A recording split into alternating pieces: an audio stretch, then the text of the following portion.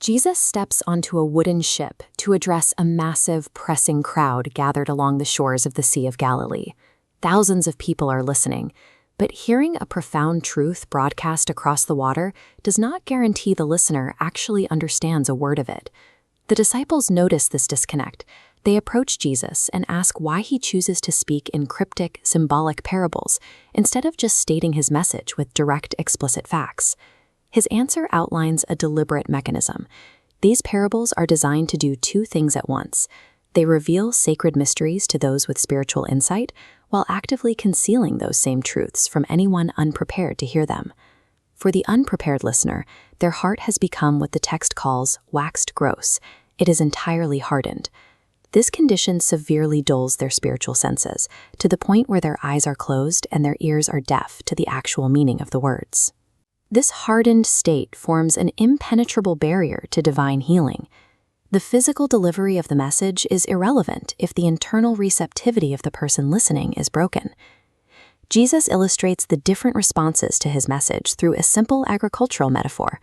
A farmer walking through a field, casting uniform seeds across highly variable terrain. The first type of terrain is the wayside, a hard, compacted dirt path. This represents an individual who hears the word of the spiritual kingdom but entirely lacks the capacity to comprehend it.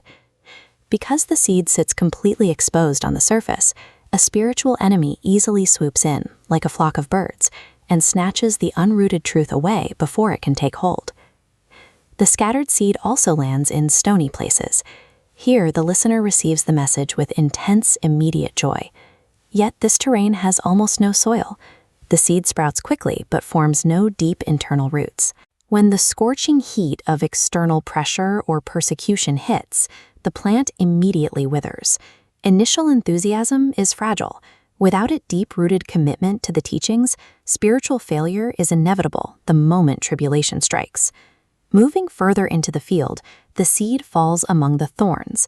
This represents a person who hears the message but lives in a highly hostile, endlessly distracted state of mind. The sprouting plant has to compete for resources, and it loses.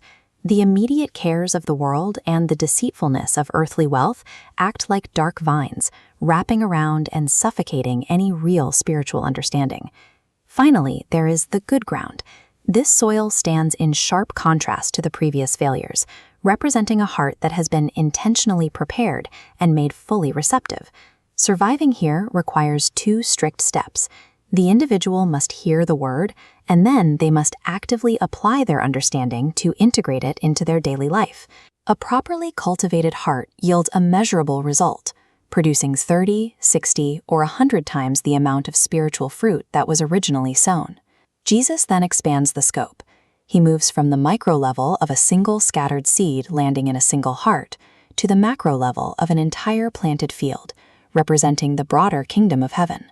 In this new parable, a householder plants a field with good wheat, but while the workers sleep, an enemy sneaks in and secretly sows tares, dark invasive weeds, directly into the soil alongside the good crop.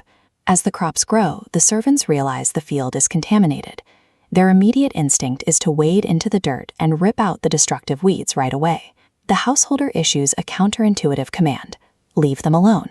Uprooting the tares now would accidentally damage the root systems of the surrounding good wheat. He orders the servants to let both grow together. Under this command, the wheat must mature within a corrupted environment, as any attempt to purge the weeds early would destroy the very crop the householder intends to save.